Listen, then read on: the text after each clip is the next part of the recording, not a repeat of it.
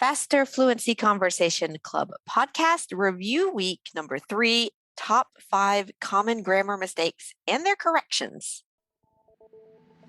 Welcome to the Faster Fluency Conversation Club podcast by Business English with Christina. The Faster Fluency Conversation Club takes place on Zoom and is a way for you to improve your fluency and confidence in English by talking about real-world topics. We meet for 1 hour every Monday, Tuesday, Wednesday, Thursday, and Friday, and we would love you to join us. If you want to practice your English, become more confident, and meet people just like you from all around the world, and have guidance from my expert teachers and me, just click the link in the show notes. Our podcast listeners receive a 50% discount on the first month of membership with the discount code FFCC50.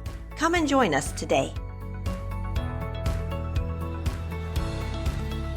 Hey everybody, I hope you are having a lovely summer and I hope that you're enjoying these review episodes, with the videos where you can go back and review some of our past video lessons on topics like listening skills, grammar, business English, whatever. And we're also doing podcasts to go with them and help you guys review a little bit these different topics because, revision is important if you want to remember. Anyway, I'm here with Matthew today. And Matthew, how are you doing?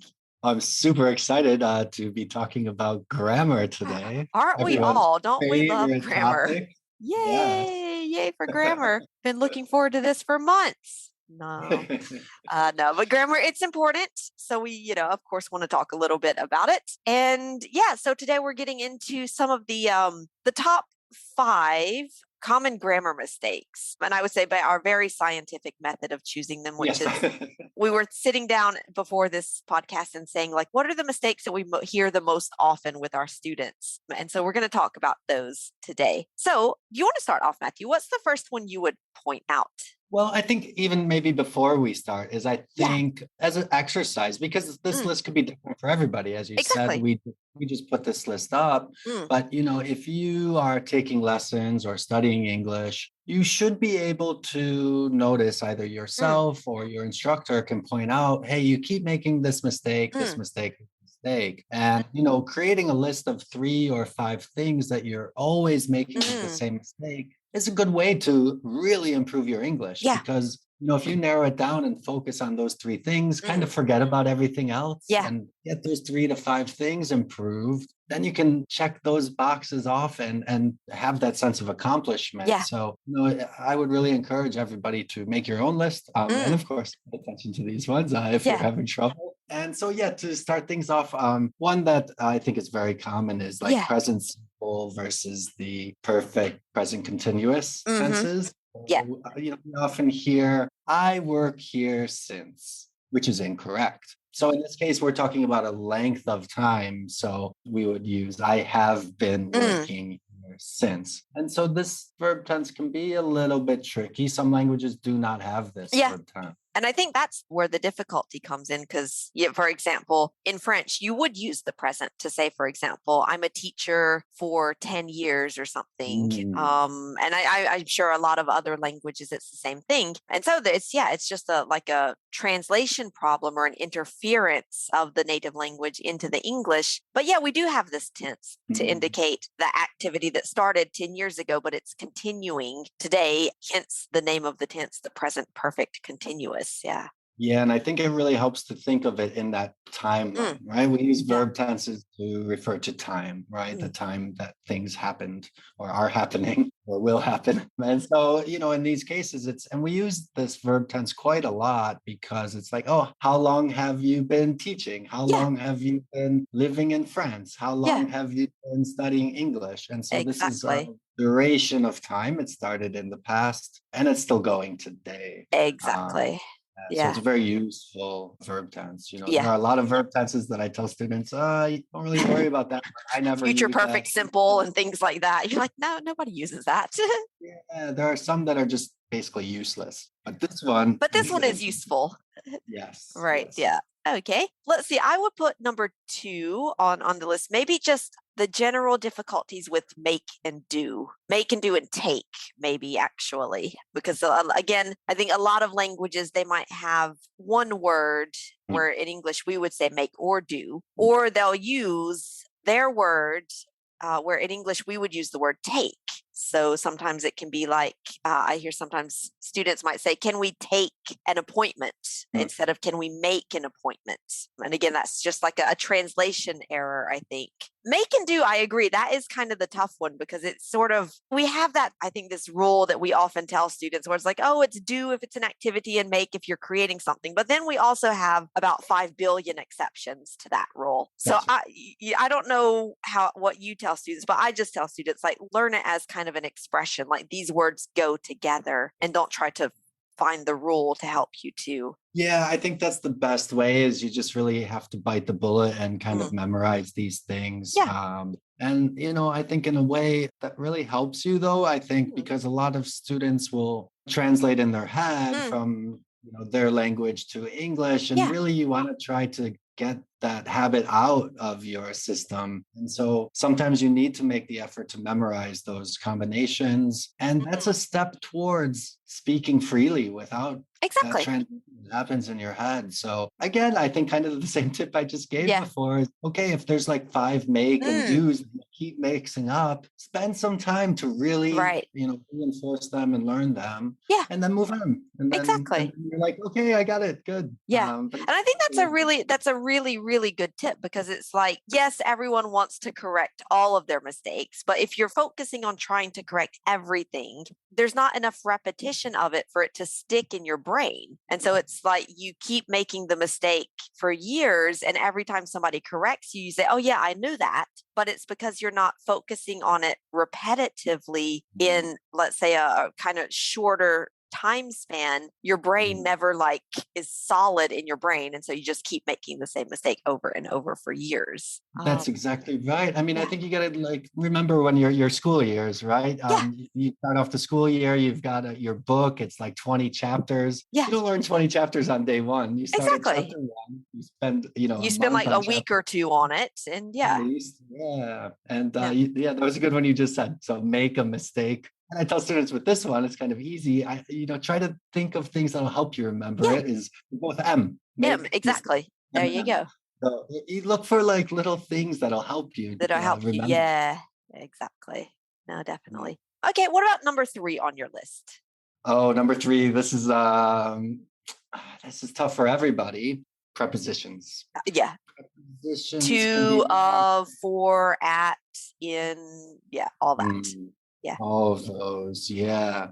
Prepositions are really, I try to tell people, one, it's not really the end of the world. Usually they don't screw up the meaning. It doesn't get altered that much, usually. Yeah. They're not of the biggest concern, unless you really want to your English, you want it to sound, professional, in a way where you're not making mistakes. If you're the type of person who's like, no, I need it to be perfect English. Okay, spend some time with them. And really, prepositions. I don't know. Do you remember this when you were a kid growing up? There was cartoon, Everywhere a Mouse Can Go. Do you remember that? It sounds familiar. I would not be able to recite it to you, but the title sounds familiar. Yeah. No, I keep looking for it on YouTube, but I can't find it. I wish this video would come out, but it's basically prepositions are everywhere a mouse can go. And prepositions really are a visual thing. So if you can understand the visual meaning of prepositions, then you don't really need to spend so much time memorizing them. Right. You can visualize them. Oh, by means, near or something like this. On is it's touching the surface of something. And then, sometimes you have to use your imagination a little bit as things are more and more abstract. But if you got that visual meaning in your head, it really helps you out, I think. Exactly. And it's really, I think, about finding these sort of mental techniques and tricks to help you remember things other than just trying to learn by heart these very abstract concepts. Yeah. But I agree. Let's see. Number 4 on the list, I would say, is during versus for. So I think we hear a lot of students confusing the two. For example, that maybe they should say for 3 years I lived in Thailand, for example. And they might say during 3 years, I lived in Thailand. And of course, that's the mistake. You would say for 3 years because it's like the span of time. Whereas during is more like during an event, like during the meeting, the fire alarm went off or something like that. Yeah. Right. Yeah. Anytime you're really talking about a length of time, you use for. Yeah. And this is just one of those, I think, also where I think a lot of for French speakers in particular, it's the translation, and that's where you're getting mixed up all of the time as you're translating in your head. And it's just one of those things you really just hammer down for 3 minutes, for 3 years, for 3 months, for 3 seconds, for exactly. And then you would say, like, during the meeting, during my vacation, during the lesson, during. Yeah, exactly. Which maybe that's interesting. You can remember during, it generally has a noun after it. That's right. That's right. Exactly. Trying to think of something to help people remember that. DN, I don't know, down, I don't know. During plus noun. And then for you can think for with a number after it, like four. So with like the number 4 also. Yeah. All right. And final one on the list today.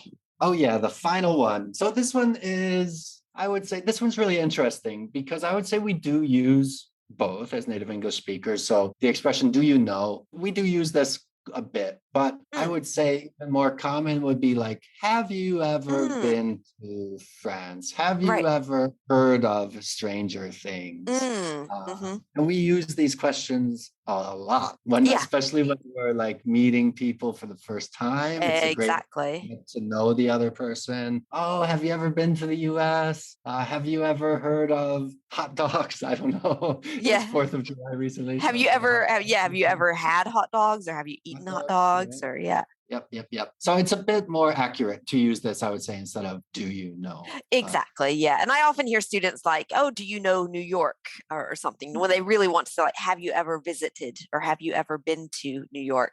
And of course, I think we as teachers, we understand what they say. But I always imagine, like, if my dad heard someone say that, would he understand? I don't think he would, actually. So, people who maybe don't interact with non-native speakers every day on a regular basis, that is a thing that could create a little bit of confusion. Yeah, you'll be understood much better using have you ever. Yeah. There's a game. Did you ever play that game? I'm sure you have. Like, never have I ever, blah, blah, blah. Oh, blah, right. blah. Yeah. Like, never have I ever. And then you have to say something. And I don't remember what was the objective of that game. Was it like your friends had to guess if it was true or something? Yeah, I think so. Yeah, I think that was the gist of it. Yeah, I kind of haven't that in a long time, but maybe that's a fun game to play in class. Maybe it could be. Exactly. Up the rules. Yeah. There's a fun game that I used to use in class. It was, you would have to ask somebody like, have you ever been to Japan? And they would have to say, yes, I have. And then you can ask 3 questions to try to figure out if they're telling the truth. So it's like, have you ever been to Japan? Yes, I have. Okay. What did you visit? I visited Tokyo. Okay. Well, what was your favorite place to visit? And if they don't have these little details, you can be like, no, you have never been to Japan. So that's a fun little game for present perfect simple, or have you ever versus past simple. So anyway, I think if people want to look for that, I think Jimmy Fallon, late night talk show host in the US, plays this with some of the celebrities that come on. I think you can search Jimmy Fallon, and maybe that's the name. Like, have you ever or something? Yeah. Maybe I'll link one of those in the show. I was gonna say, if we can look for that and maybe put a link into the notes. That's a really nice way to sort of like connect the grammar lesson with like real world stuff. So, real world, yeah. Right. Okie dokie. Well, I think that's a good place for us to wrap up this little grammar review. So I will say, enjoy the rest of your day, and yay for grammar. All right. Yay for grammar. Yeah. All right. See you, Matthew. Bye. Thank you for listening again this week. As a bonus for our listeners, we now offer the transcript of this episode for free, so you can read after listening. Our goal is to help you improve all aspects of your English. And when you become a member of the Faster Fluency Conversation Club, each week you also get exercises on grammar, vocabulary, pronunciation, and more, directly connected to the topic of the conversation each week. In addition to the daily speaking practice in the club, you'll also make friends around the world with professionals just like you, so you have fun learning and remember what you learned better. And because you listen to this podcast, you get a 50% discount on your first month of membership. Just use the code FFCC50. And if you'd like to join the club, the link for more details is in the show notes for this podcast. We hope to see you in the club.